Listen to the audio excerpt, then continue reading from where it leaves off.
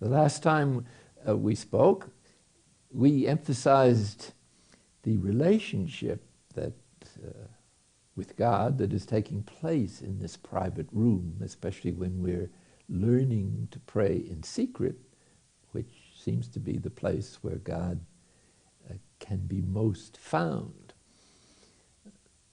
In this talk, let's look at centering prayer from a disciplinary point of view. That is to say, how does the proper practice of centering prayer further the relationship? Of course, the discipline of centering prayer is not an end in itself. It's totally in the service of deepening the relationship and moving it from conversation to communion, from active form of prayer to a very receptive form of prayer. So here goes. First of all, once we get into our private room and have closed the door and bolted it if necessary, and have taken a position where we won't have to think of ourselves or how uncomfortable we are, and have turned our intention as well as our general loving attention to God's presence and action within us, to which we consent, and are just being there with the whole of our being, giving our complete presence to God. We're offering ourselves, like that couple I spoke of in the last tape, completely to God. Here I am. We're waiting for God. We're not doing anything except maintaining our original intention to consent to God's presence and action. And so in this prayer, and any kind of analysis of what's going on is totally inappropriate. This is not a research project. And when you're entering into an intimate conversation, especially into communion with someone, it's not the time to analyze your feelings or your psychological state. If you feel love, you feel love. You don't have to talk about it, analyze it, or look it up in the dictionary. So no analysis of what's going on in the prayer, such as, am I entering into the night of sense, perhaps? Or do all these thoughts indicate this is not meant for me? All that is baloney, is to be disregarded. No analysis of any kind. Secondly, there should be no expectations of any kind, that something great is going to happen. The greatest thing that can happen is already happening, namely the divine Holy Trinity, the divine indwelling is present within us and totally available to us, giving us his complete presence, attention, as if we were, so to speak, the only thing in all creation. And so the problem is in how present we are to this presence. And hence, our expectations get in the way of being present because they involve the future. Expectations belong to what's to come, into the future, whereas consent refers to the present moment. And the present moment with God's full presence is what is. And so to find God fully, we too have to gradually lure ourselves, so to speak, into the present moment too. And prayer in secret greatly helps that project. So the urgency or the compulsion or the habit or the addiction of thinking of ourselves in some way, do I like this or don't I like this? Do I want more or do I want less? Am I doing okay or am I making a mistake? All of that is for the birds. I mean, it doesn't belong at this level of communion and intimacy. It's like being in the arms of God. What more do you want, for heaven's sake?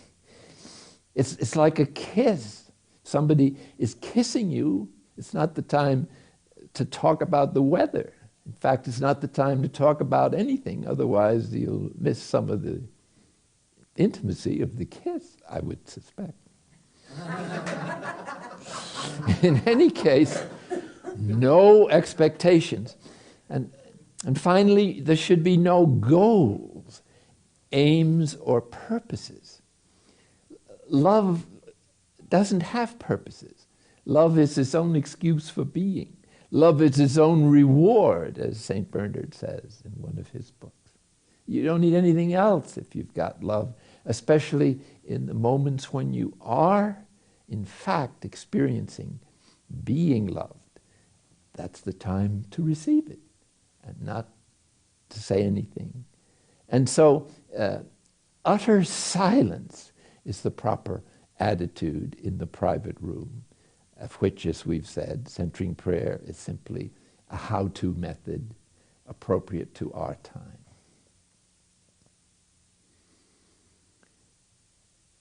Now, there are other goals that we might have, such as repeating the sacred symbol we've chosen, which is usually the sacred word that you've chosen in a period of silent prayer, asking the Spirit to suggest something.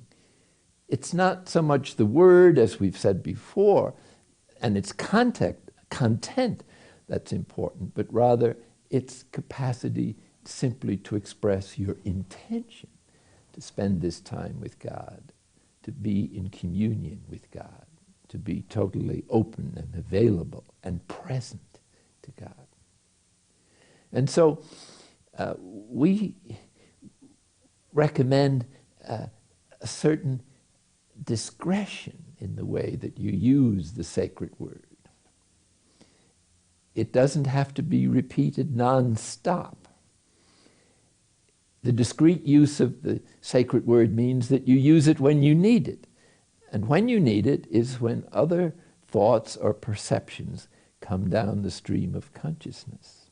Let me remind you that in the contents of centering prayer, thoughts mean any perception whatsoever, such as memories, plans, external sensations, interior sensations, concepts, emotions, memories. Any particular concept, whether sensible, mental, or spiritual, is a thought in the terminology that we use in centering prayer. So some thoughts, of course, we're indifferent to. They're just the inevitable passage of our imagination from one thing to another. And so we have to have a friendly attitude towards thoughts in general, which is very different from getting involved with the thoughts. We resist no thought. We hang on to no thought. We react emotionally to no thought. And we return to the sacred word when you notice you're getting interested, either by attraction or by aversion, with any particular thought or perception. Now, I should mention here that there is a method called mantric prayer that appears both in the Eastern religions and in some degree in the Christian tradition, especially the Jesus prayer, which is repeated again and again, sometimes with a word, sometimes without it, and sometimes with certain breathing practices that accompany it, and sometimes without it. So a kind of prayer, mantric prayer, in which you continually say the same word again and again, is a distinct practice from centering prayer. It's a good one. We don't claim that centering prayer is the only one, but we suggest that it's a suitable one, considering the human condition at the end of the millennium. And we offer it to you to try. We don't obviously insist that you do it. This is one method of engaging with the divine presence in the inner room. That's the essence. However you get there, that's the essence. But a centering prayer, it does not require the constant repetition of the sacred word or of some other sacred symbol. We've mentioned the sacred gaze, and we've mentioned the sacred breath, which is not following the breath, which would be a perception, but simply noticing very casually that you're breathing. When some thought that attracts your attention, it gets to be center stage in your interior awareness. But in the beginning, because we have such a habit of thinking, and the interior dialogue is so well established that you can't think of life without it, you have to return again and again to the sacred word, which is as you remember, simply a reaffirmation of the original intention you had when you started the centering prayer and sat down in your inner room, having closed the door, supposedly on thoughts. But the thoughts have a way of getting in anyway. They don't respect doors, windows, or bolts. So when an attractive thought comes down, then we return to the sacred word. In the beginning, you may have to say the sacred word almost constantly to maintain that intention because of the bombardment of our ordinary thinking apparatus.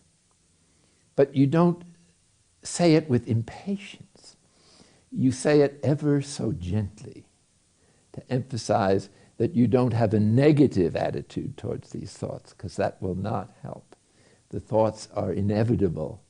It's our attitude to the thoughts, not having no thoughts, that is the sign of progress. And the proper attitude is to let them all go by without paying attention to them at all.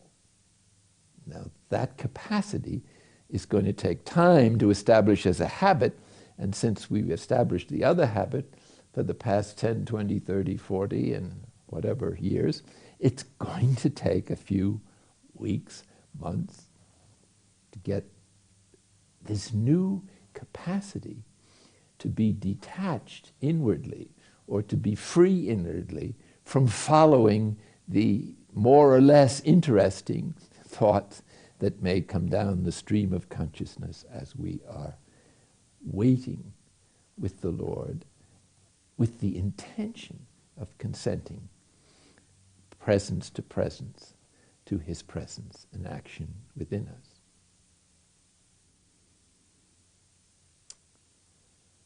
A second goal that we should avoid is the naive hope of having no thoughts.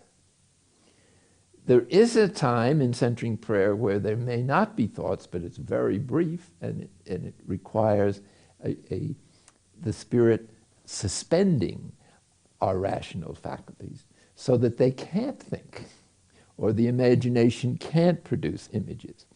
But this is in the mystical Christian tradition is considered to be rather rare. St. Teresa thinks it only lasts maybe half an hour at most. Although it's worth saying that in the 13th century mystics of the Beguine tradition, which was incidentally a lay movement, they seem to have had ecstasies or this suspension of their thinking faculties for hours at a time, and even for 3 or 4 days. Again, this is not necessarily something to be desired, it's just something that can happen. The essence is not our experience of centering prayer, but our fidelity to the regular practice, which leads to the change of our attitudes in daily life.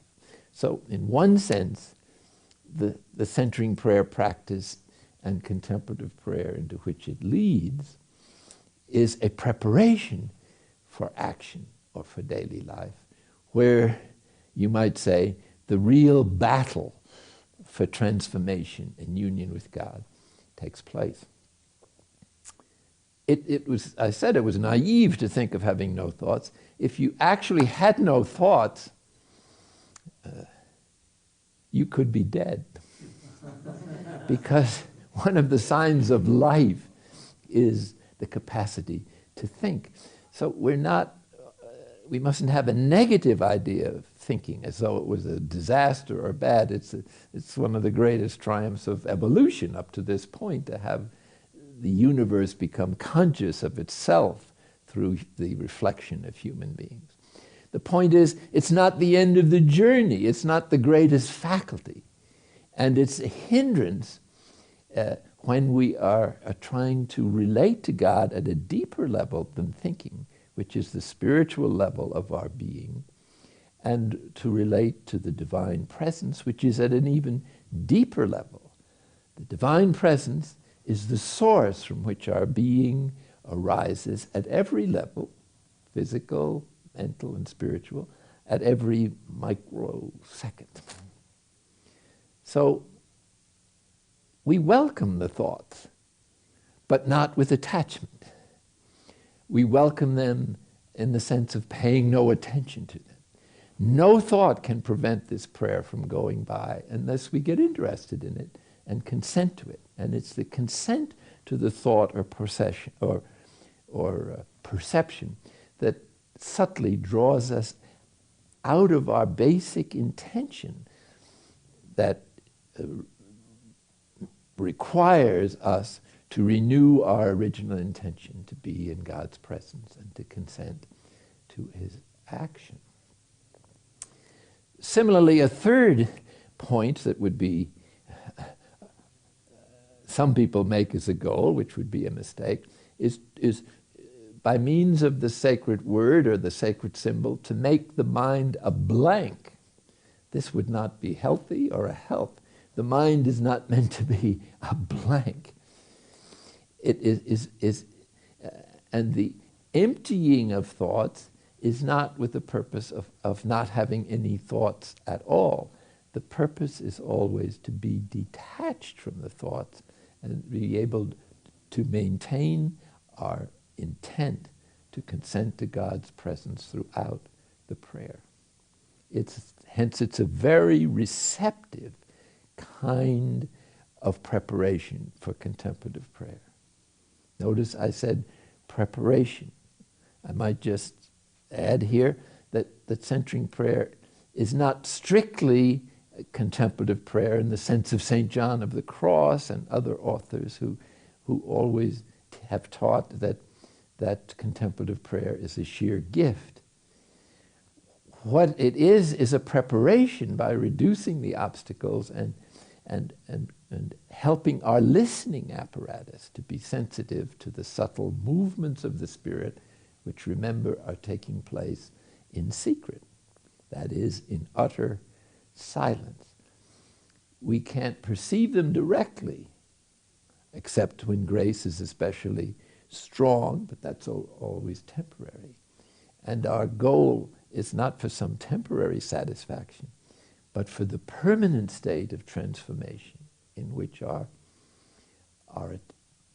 presence and awareness to God's presence becomes a part of our everyday awareness, without interfering with the practical details of daily life, so that one can cook breakfast and pick up the children at the school and whatever else your occupations are, without your being distracted in any way from the effectiveness of your activity, while at the same time the presence of God is subtly present as a kind of ever-present awareness, without your being able to do anything about it.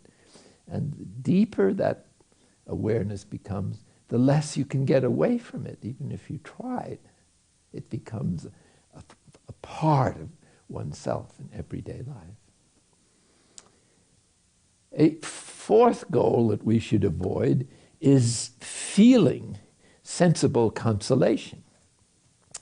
Well, every now and then the pleasure of centering prayer predominates in the prayer. And it predominates precisely because the movement of the contemplative gifts of the Spirit have touched us, or God has grasped our will that we have been offering or surrendering to him. And now there's a sense of God's presence, a sense of peace, a sense of coming home that can overflow into the senses and make your heart beat faster. It can even have a slightly erotic a feeling, a great desire for God. You mustn't think of erotic love in terms of genital activity merely, but eros refers to the whole gamut of pleasure that is designed by God to be a stepping stone to God. Unfortunately, with the false self system, pleasure has become for many people a substitute for God. But occasional pleasure in prayer helps to orientate us into where we're going. It helps concentration, perhaps more than anything else. Emotional involvement in the prayer is a great source of concentration. But you can't count on it. Hence, it's useless to make it a goal. And and as you deepen in the spiritual life, you no longer need sensible consolation. And in fact, there's a disinclination for it because it preoccupies one's attention from the refinements of pure love, from the refinements of God's presence.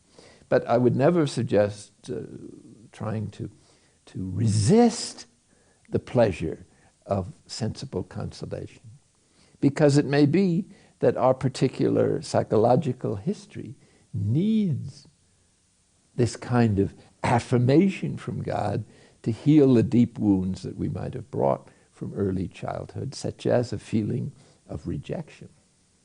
Many people in our culture have a low self-image, and I think God, one of the purposes of divine consolation, especially of a sensible kind, is to provide what some people were denied, an embrace that really meant love, a fondling and that an infant needs, a sense of belonging, a sense of being wanted, a sense of being loved. Actually, for human beings, only love, genuine love, brings us into full human being. Otherwise, there's always a doubt somewhere in our psyche as to whether being alive or being a human being is such a hot idea. So God provides in the spiritual journey in remarkable ways for whatever was missing. Maybe not completely if the privation was very serious, but that's the reason why we don't resist the feeling of sensible consolation, but we don't put it before us as a goal, so that when it doesn't happen, we begin to get edgy and irritable and say to ourselves, well, if God is going to treat me this way, he can forget it. I'm not coming to pray anymore. And so people can be very childish in their relations to God, and also there's a tendency to project onto God how we would feel if a human person treated us this way. So like if you're making friends with someone and you reach a certain point of intimacy, if they take a long trip without telling you, or they pay no attention to you for a while, or they seem to be more interested in somebody else for a while, you get jealous and you figure them as other people in the world. Oh, I put my investment in this guy or this gal. And so we do the same with God. In other words, if you get attached to sensible consolation, then you say, well, tit for tat. If God doesn't console me, he can't expect me to show up here at great cost to myself twice a day. In any case, there's a fifth goal that some people have, which is similar to this, and that is having a spiritual experience of some kind. It's just a little different because spiritual experience can be purely spiritual. It's much more profound and much more unifying. It goes much deeper than sensible experience, although on occasion it can overflow into the senses. But its source, as St. Teresa describes it in the Interior Castle, comes from a much deeper place. It's much more substantial and it's much more transforming. It orientates us to the spiritual relation to God, which is ultimately the one that we have to settle for, and indeed is far beyond sensible consolation in its effects.